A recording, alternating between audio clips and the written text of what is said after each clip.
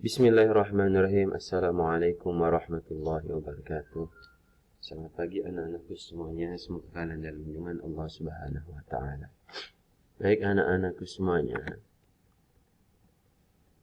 Kali ini dan pertemuan kali ini kita masih membahas tentang Nabi Muhammad sallallahu alaihi wasallam sebagai rahmatan lil alamin. Di pertemuan-pertemuan sebelumnya Bapak sudah membahas tentang bagaimana kondisi keadaan kehidupan bangsa Arab sebelum datangnya Islam, kemudian atau selanjutnya visi dan misi Nabi Muhammad SAW. Nah, kali ini Bapak akan menjelaskan tentang, baik sebelum masuk pada ke materi atau sub pembahasan kita, seperti biasa kita harus fokus melalui peta konsep agar mapping mind kalian, otak kalian terfokus akan pembahasannya. Materi kita yaitu Nabi Muhammad SAW rahmatan lil alamin. Seperti tadi yang Bapak bilang, kondisi masyarakat Makkah pra-Islam atau kondisi masyarakat Makkah sebelum datangnya Islam. Dan yang kedua yaitu misi dakwah Nabi Muhammad SAW. Dan ini adalah pembahasan kita pada bab kedua, yaitu respon, tantangan, dan kunci keberhasilan dakwah Nabi Muhammad SAW. Baik anak-anakku semuanya, sebelum kita mulai pembelajaran kita kali ini, terfokus pada respon, tantangan, dan kunci keberhasilan dakwah Nabi Muhammad SAW. Alangkah baiknya kita berdoa kepada Allah agar pembelajaran kita diridhoi oleh Allah sehingga apa yang kita lakukan pada saat ini bernilai ibadah. Baik anak-anakku semua, kita mulai pembelajaran kita dengan bersama-sama mengucap basmalah. Bismillahirrahmanirrahim. Oke, selanjutnya tujuan pembelajaran kita hari ini yaitu yang pertama, agar kalian mampu memahami respon dakwah Nabi Muhammad SAW sebagai rahmatan lil alamin di Makkah. Ingat, fokusnya adalah respon dakwah Nabi Muhammad di Makkah. Yang kedua, yaitu mampu memahami tantangan dakwah Nabi Muhammad Sallallahu alaihi wasallam sebagai rahmatan lil alamin di Makkah.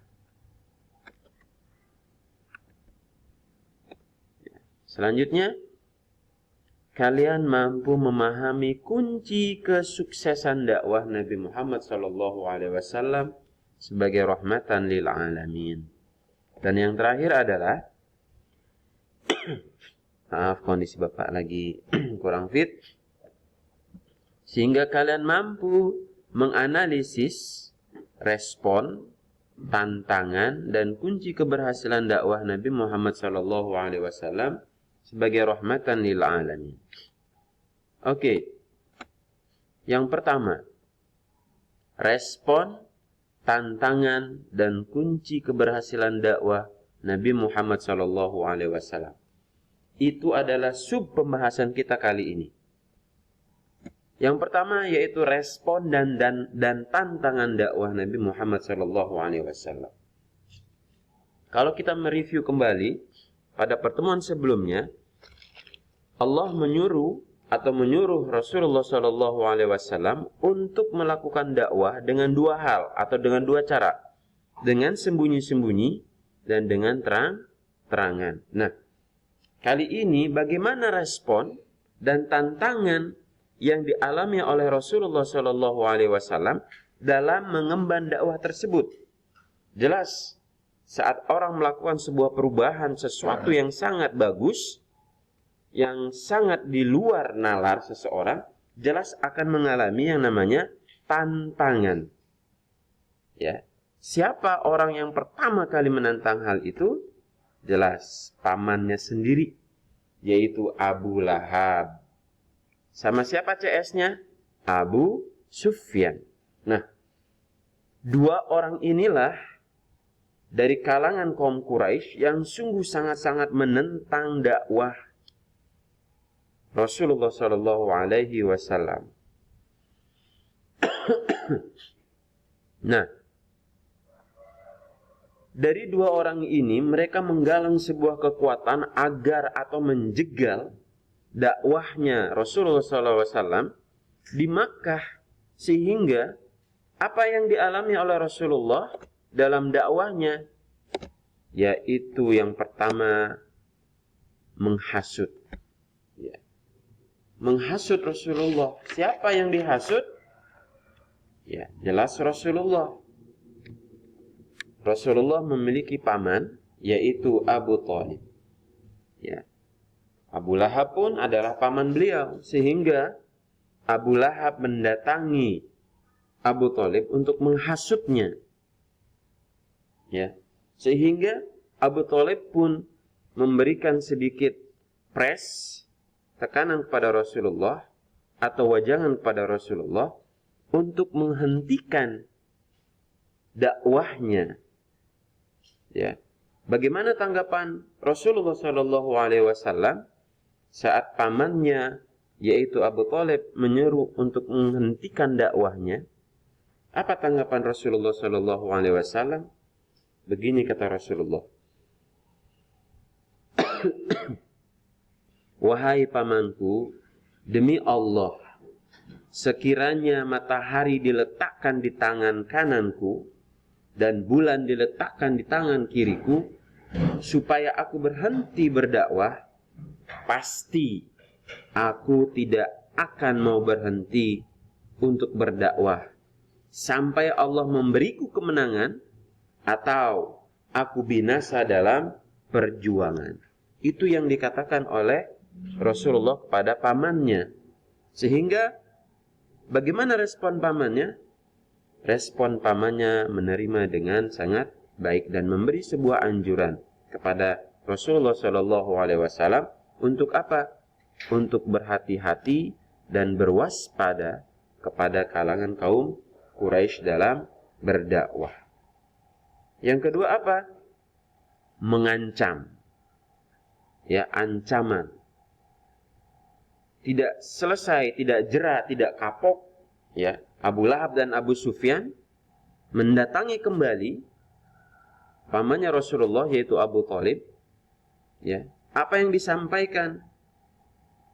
Ya, hai Abu Thalib, ini kata Abu Lahab dan Abu Sufyan.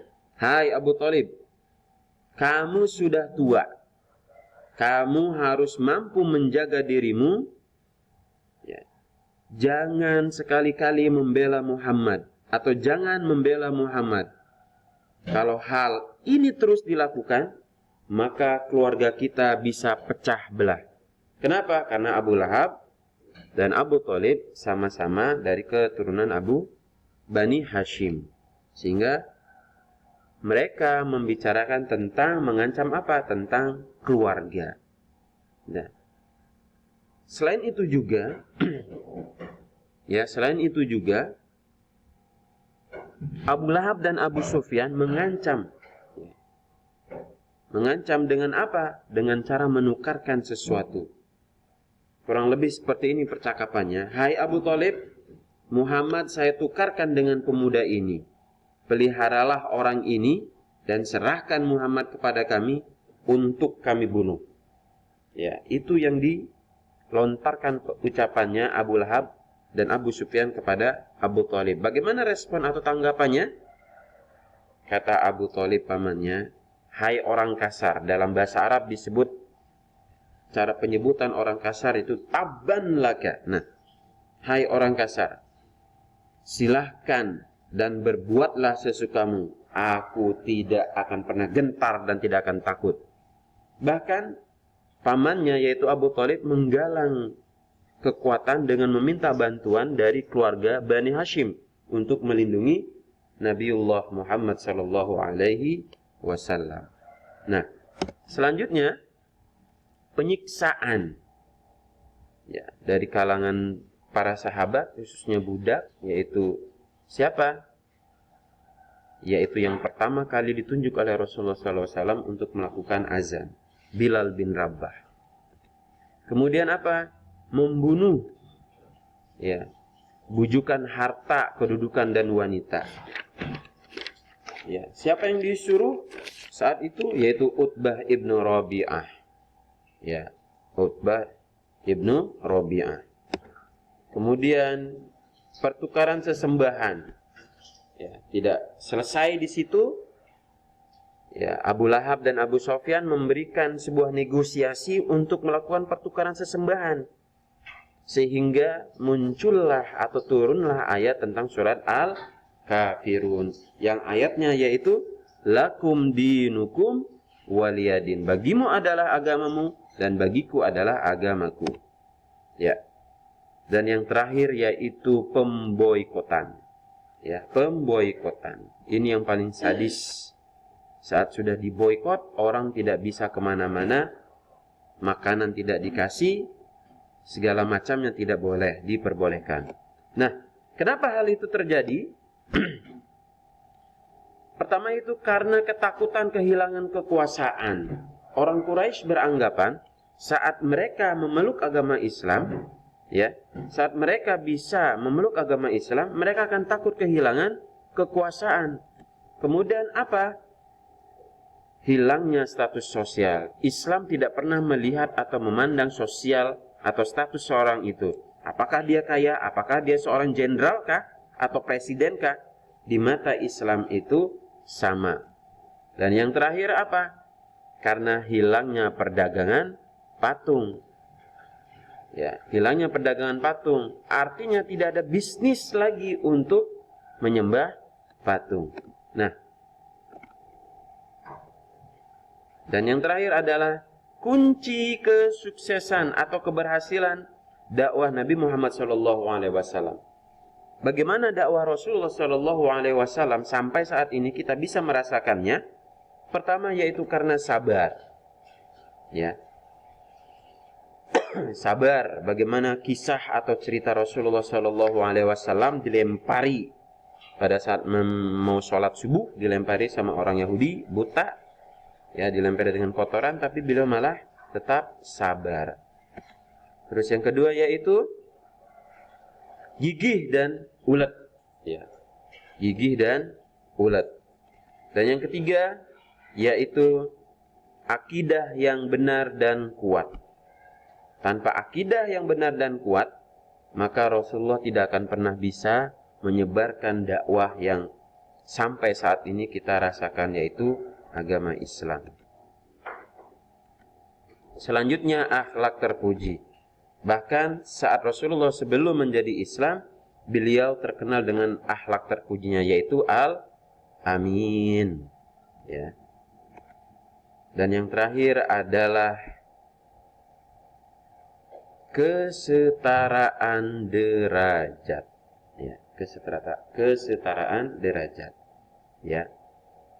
Sekali lagi, karena Islam itu adalah memandang kalau sudah meninggal semuanya sama di mata Allah, itu sama. Apa yang membedakan?